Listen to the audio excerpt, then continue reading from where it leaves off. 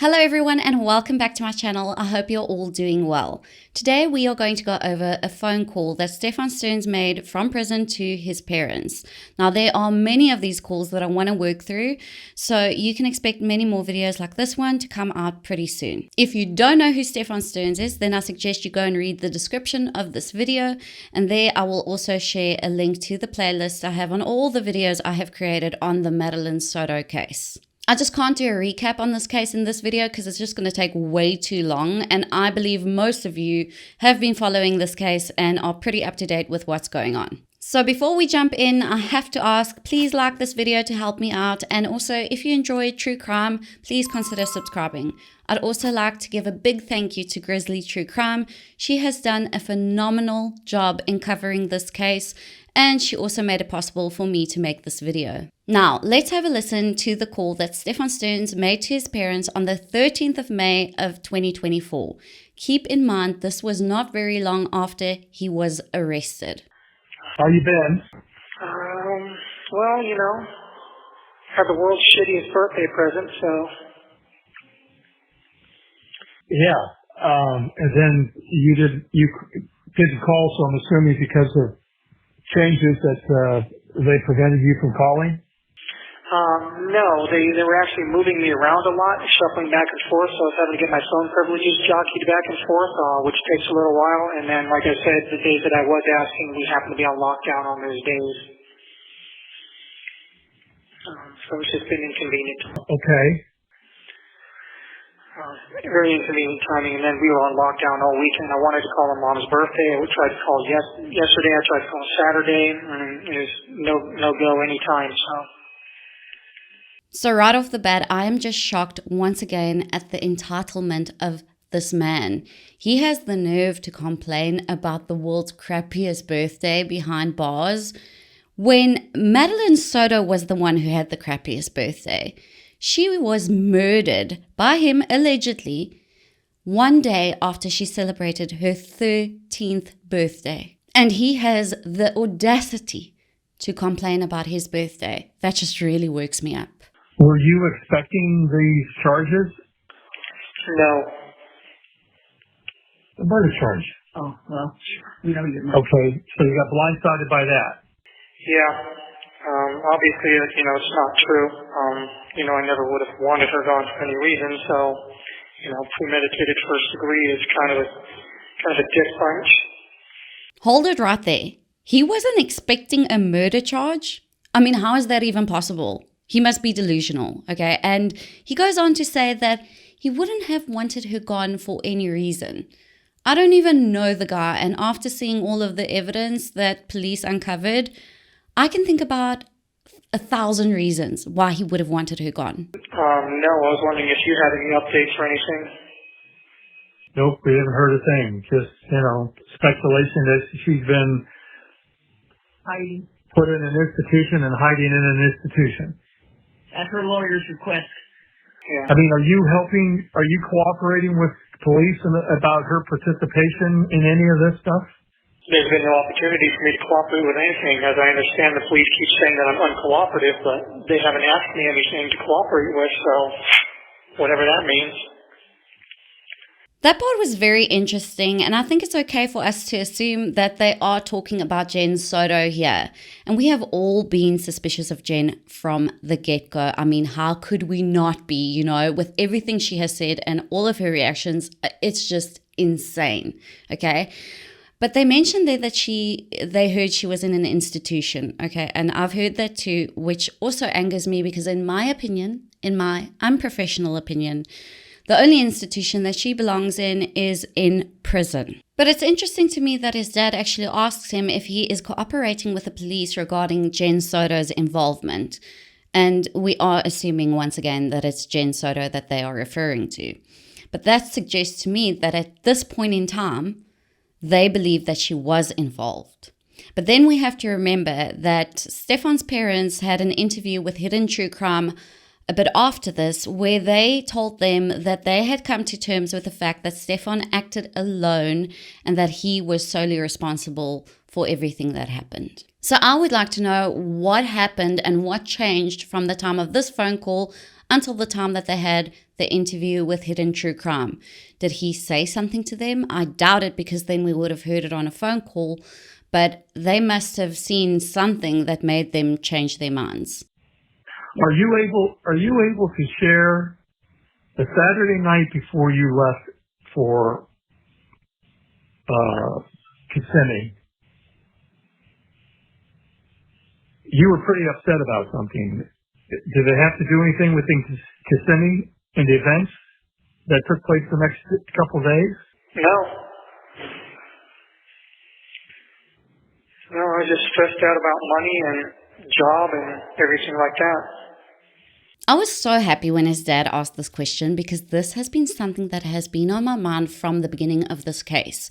Because when Stephan Sterns' parents had their first interview with police, they told them that the night before Stephan went to Kissimmee, he became visibly upset. Like, something happened that really made him worry, because his dad said he could see it. And Stephan was so upset that I actually went to his dad and asked him if he had any meds that could help him.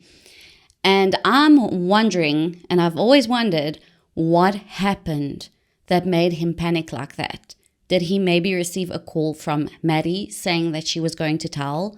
Or a call from Jenn that maybe said she was worried that Maddie was pregnant? Or something along those lines. I would love to know what happened there. And I believe that Stephan Sterns is lying when he answers his parents here, because he says he was just worried about money and a job and all of that stuff. That's coming from the world's biggest moocher. Why all of a sudden that evening would he just start worrying about money and a job when he has never done that before, when he has always just taken money from his parents? Is there some explanation of I came up Wednesday morning, met you at the hotel early in the morning, and is there some explanation why you left and went where you went? I was driving around. Okay, understood you were driving around, but they know where you were driving around. Yeah. Well. And we know. Okay. I had wanted to grab a few things and get my ducks in a row, kind of prepare myself for whatever was coming, but I couldn't find what I was looking for. Another great question from Stephan's dad. He wants to know about the day that he had to go to Kissimmee to help Jenn and Stephan when they had to get out of the townhouse because police had to search it and do forensics. Jenn and Stephan didn't have enough money to get a hotel room, so Chris, Stephan's dad, went over there, paid for a hotel room for himself and for Jenn and Stephan, and they all went and slept in the hotel room. At least that was the plan. But soon after that, while everyone was sleeping, Stephan actually took Jenn's car and went all the way to Northport, which is about 3 hours away, more or less, okay? Now, only when his dad says, "We know where you went," Stephan offers an explanation. He then says he wanted to get his ducks in a row and then he couldn't find what he was looking for. But what was he looking for? I would love to know, because I believe that he was trying to get things together because he wanted to go on the run. But let me know what you think. No, I don't recall where it was, but it wasn't there. But I don't remember if you had confirmed or not. Were you able to find my watch? No, we weren't. This watch keeps on coming up, and he will continue to ask about it in future calls that we will discuss. But I want to know why. What is on this watch? Is there possibly some evidence that the watch holds? Can anybody give me an answer on this? He also goes on to ask his parents about his social security card. We already had your social security card, so why did you think we needed? I already knew your number. I don't. Why did you think we need to find the card? Just in case I was going to need it in the future. Okay. Well, we have that. How long I'm going to be here, if or when I'll ever be released, or if you guys are going to be around at that point. But birth certificate, social security card might be things I'll need in that case.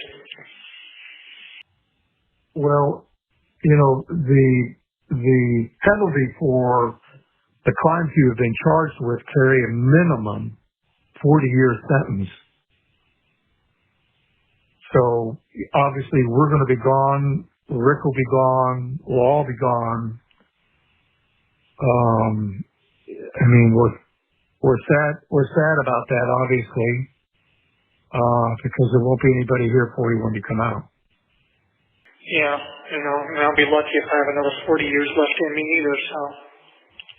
How is he thinking he's ever going to get out? I mean, the death penalty is on the table here, and he's thinking about getting out. His dad is actually being the realistic voice of reason here and trying to deliver this in a way to Stephan that's not so harsh. But I doubt that Stephan Sterns will ever get out. If I were him, I would rather be focusing my energy on trying to accept the fact that I would have to spend the rest of my life in there, or very possibly die by lethal injection. I wish there was a way that,